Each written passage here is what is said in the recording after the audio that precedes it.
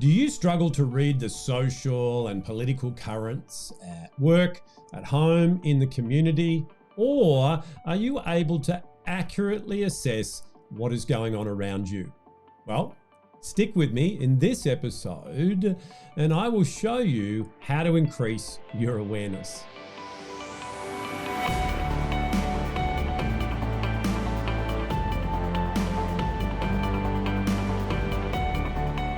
Hi, this is Grant Herbert, Emotional Intelligence Speaker and Trainer of the Year and Master Coach Trainer.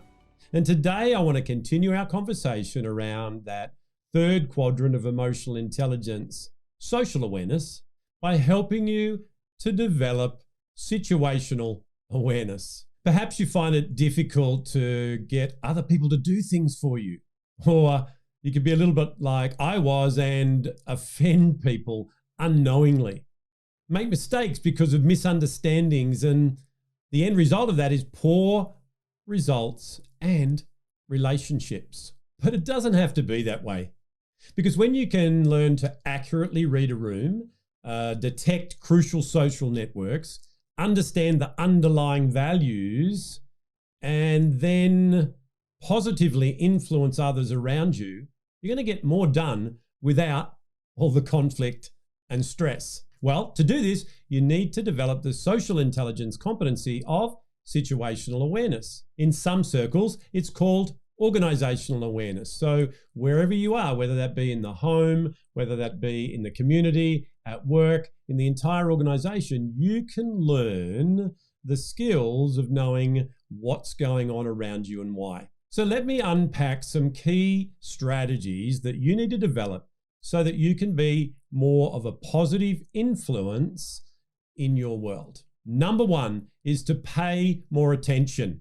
I know in my own life, in my own career, when I was in the corporate world, I used to be quite diligent and was a high achiever, and I had tunnel vision. I kept working on what I was doing, and I tended to not know what was going on around me.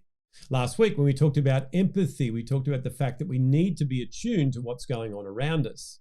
And it's like a meerkat who scurries around doing their work and then every now and then pops up, has a look around to see what else is going on. So to become more aware of what's going on in the situation, or indeed the entire organization, we need to pay more attention. You need to look around beyond what's going on just in front of you. You need to pay more attention to what people are saying, what you're seeing, what you're hearing. You need to pay more attention to conversations and read the emotions that are coming through from that.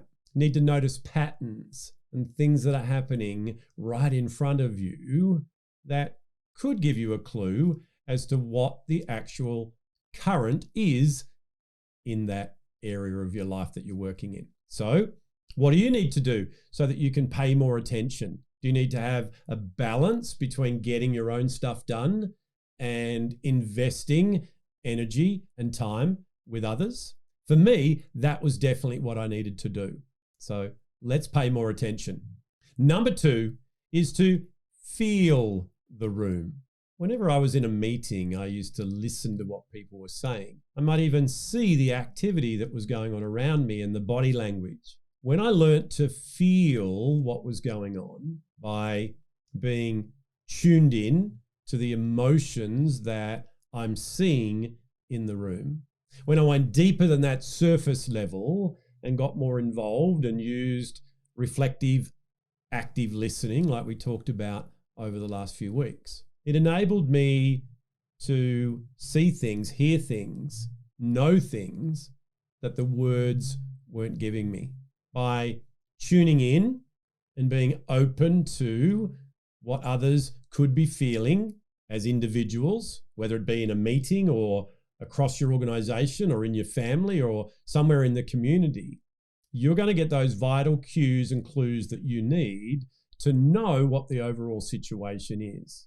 And then by using the skills of being able to check in, you can find out what is really going on. I know for me that this was a big one, to be able to go beyond that surface level of thinking, yeah, everything looks okay. And then all of a sudden having something come and bite me in the rear end and I was totally oblivious to what was going on. So to feel the room, you need to be able to first start on knowing what the emotions are that you're going through and developing that emotional self-awareness. And then you need to develop those skills of being able to read what could be going on in others and show an interest and a concern so that they can then let you know exactly how they're feeling. So number 2 is to make sure that you don't just hear what's going on in the room, you feel the current of the room as well. And number 3 is enter the conversation. Conversations happen all throughout organizations. Some of them are things that are nothing to do with you and you don't need to be involved in. But depending on what context you're listening to this for, will determine whether or not there are places that you could enter a conversation that you're currently staying away from. The type of conversations I'm talking about and that I work with leaders in many organizations with is being able to check in with people, be able to ask people how they're doing, be able to be more than task-oriented and finding out where they're up to with things you've asked them to do, but get involved in conversations. Just by getting around more in the organization and listening to what you're hearing, not in a eavesdropping, weird, sleazy sort of a way, but actually being in proximity to allow yourself to hear, see, feel what's going on, and then enter that conversation when it's at a level that you could add some value and stop it from escalating. It could be having individual conversations with members of your team, members of your family, whatever it is, and then getting a dialogue going that uncovers what the actual situation is. So there's 3 things that you can work on this week to become more situationally aware.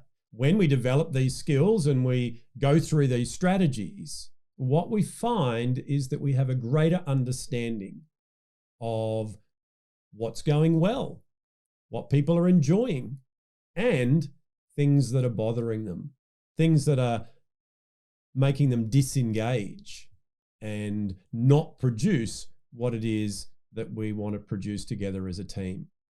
Situational awareness, organizational awareness is a key strategy that every single one of us need, whether we're leading ourselves, whether we're leading a team, whether we're part of a family or we're just in the community. Paying more attention, feeling the room, entering the conversation. These are critical skills that we need to employ so that we have a full picture of the environment that we're in, and therefore we can add value where we need to.